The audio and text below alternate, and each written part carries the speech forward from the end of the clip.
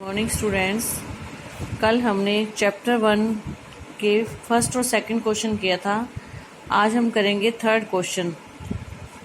लता ने करुण रस के गानों के साथ न्याय नहीं किया है, जबकि श्रृंगार पर गाने में बड़ी उत्कृष्टता से गाती हैं। इस कथन से आप कहाँ तक सहमत हैं?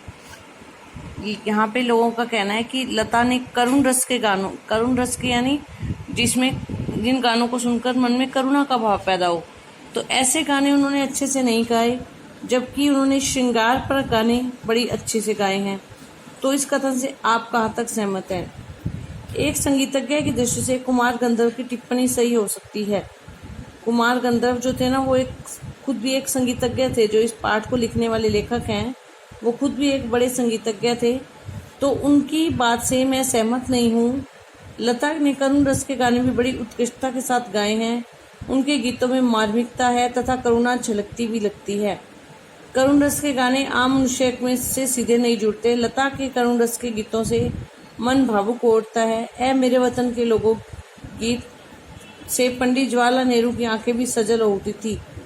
फिल्म रुदाली का गीत दिल हूँ करे विरही जने के हृदय को बीन सा देता है। इसी तरह ओ बाबुल प्यारे गीत में नारी मन की पीड़ा को व्यक्त किया है। अतः यह सही नहीं है कि लता ने करुण रस के गीतों के साथ न्याय नहीं किया। इस लाइन का मीनिंग ये था कि लता ने करुण रस के गाने उतने अच्छे से नहीं गाए। न्याय नहीं किया मतलब करुण रस के गाने उतने अच्छे से नहीं गाए जितने उन्होंने श्रृंगार पर गाने गाए हैं। तो हम इस बात से सहमत नहीं है, क्योंकि लता के बहुत से गीत ऐसे हैं जिनको सुनकर आज भी आंखों में आंसू आ जाते हैं। ऐ मेरे वतन के लोगों गीत जो है, लता जी ने देश प्रेम से भरा हुआ जो गीत गाया, उसको सुनकर पंडित जवाहरलाल नेहरू की आंखें भी नम हो गई थी।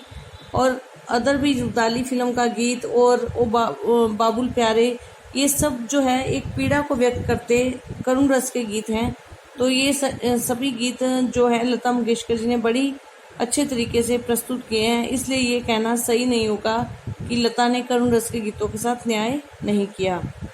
Next question. संगीत का क्षेत्र ही विस्तीर्ण है।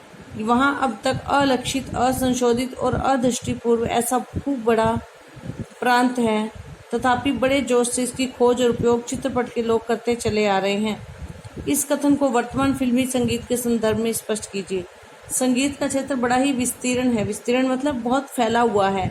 वहाँ पर अलक्षित, असंशोधित होता है जिसमें संशोधन ना किया जा सके, जिसमें परिवर्तन ना किया जा सके। अलक्षित जिसको अभी तक लक्षित नहीं किया गया है।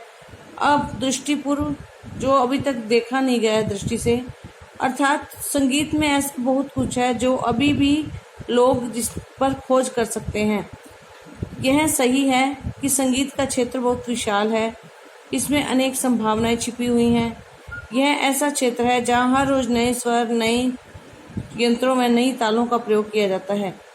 चित्रपट संगीत, ये एक संगीत जो है ना, एक ऐसा क्षेत्र है जिसमें रोज नए नए प्रयोग किए जा सकते हैं। जैसे विज्ञान के अंदर वैज्ञानिक रोज नई नई खोजें करते हैं, वैसे ही संगीत के अंदर भी नई नई ताल धुन का प्रयोग करके नए नए संगीत का विस्तार किया जा रहा है। चित्रपट संगीत आम व्यक्ति का संगीत है। इसने लोगों को सुर, ताल, लय, भावों को समझने, जो शास्त्रीय संगीत था ना, वो आम आदमी की पहुंच में नहीं था। आम आदमी उसको समझ नहीं पाता था, लेकिन चित्रपट संगीत ने संगीत को आम लोगों तक पहुंचाया। संगीतकारों ने आज वह शास्त्रीय संगीत का सहारा भी ले रहा है। दूसरी तरफ लोकगीतों के बड़े स्तर पर अपना रहे हैं। संगीतकारों ने पंजाबी लोकगीत, राजस्थानी, पहाड़ी, कृषि सभी तरह के गीतों को अपने गीतों में शामिल किया है। पाश्चात्य गीतों को भी शामिल किया है। कभी तेज तो कभी मंद संगीत लोगों को मदहोश कर रहा है। इस तरह फिल्मी संगीत नए नए रूपों का प्रयोग कर रहा है। अर्थात फिल्मी संगीत में रोज नए नए प्रयोग हो रहे हैं। कभी इसमें नई तालों का प्रयोग किया जा रहा है, कभी इसमें लोकगीतों का प्रयोग किया जा रहा है, कभी इसमें पश्चिमी देशों के संगीत का प्रयोग किया जा रहा है। Next question number 5। चित्रपट संगीत ने लोगों के कान बिगाड़ दिए हैं। अक्सर यह आरोप लगाया जाता है। इस संदर्भ में कुमार गंधर्व की राय और अपनी राय लिखो। लोगों का यह कहना है कि चित्रपट संगीत ने लोगों के कान बिगाड़ दिए हैं। तो इसमें उनका कहना है कि कुमार गंधर्व की राय और आपकी राय, दोनों की राय पूछी है। शास्त्रीय संगीत के समर्थक ये आरोप लगाते हैं कि चित्रपट संगीत ने लोगों के कान बिगाड़ दिए हैं। लेकिन कुमार गंधर्व इस बात से इनकार करते हैं, मना करते हैं। वे मानते हैं कि चित्रपट संगीत ने लोगों के कान सुधारे हैं। इसके कारण लोगों को सुरीलेपन की समझ हो रही है, उन्हें तरह तरह की लय सुनाई दे रही है, आम आदमी को लय की सूक्ष्मता की समझ आ रही है। इसने आम आदमी में संगीत विषय का अभिरुचि को पैदा किया है। आम आदमी शास्त्रीय संगीत को नहीं समझ पा रहा था। आम आदमी शास्त्रीय संगीत की वजह से संगीत से दूर हो रहा था, लेकिन चित्रपट संगीत ने लोगों में संगीत के प्रति रुचि पैदा की। उनकी समझ में आने लगा संगीत के सुर ताल, और लोगों को शास्त्रीय संगीत को देखने और समझने में परिवर्तित दृष्टिकोण का श्रेय लता के चित्रपट संगीत को दिया है। अब हमारी राय अलग है। पुराने जमाने के चित्रपट संगीत ने सुरीलापन दिया, परंतु आज का जो संगीत है वो तनाव पैदा करने लगा है। अब गानों में अश्लीलता बढ़ गई है, कानफोड़ू संगीत का फैलाव हो रहा है जिसमें ताजगी नहीं आ रही। आज चित्रपट संगीत तेज भागती जिंदगी की तरह हो गया है।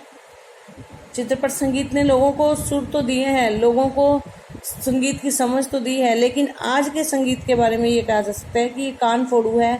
आज का संगीत तनाव दे रहा है, रिलैक्स आराम नहीं दे रहा। आज के गानों में अश्लीलता बढ़ गई है, ताजगी नहीं है।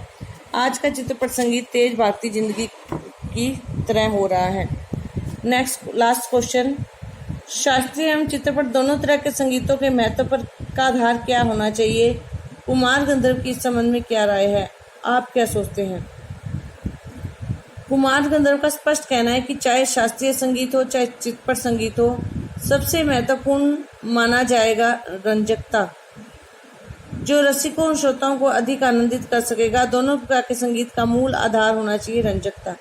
वो कहते हैं, जो कुमार गंधर्व है वो कहते हैं कि चाहे शास्त्रीय संगीत हो चाहे हो चित्रपट संगीत, उसका एक ही मोटिव होना चाहिए, एक ही मुख्य बिंदु होना चाहिए, लोगों को आनंद देना।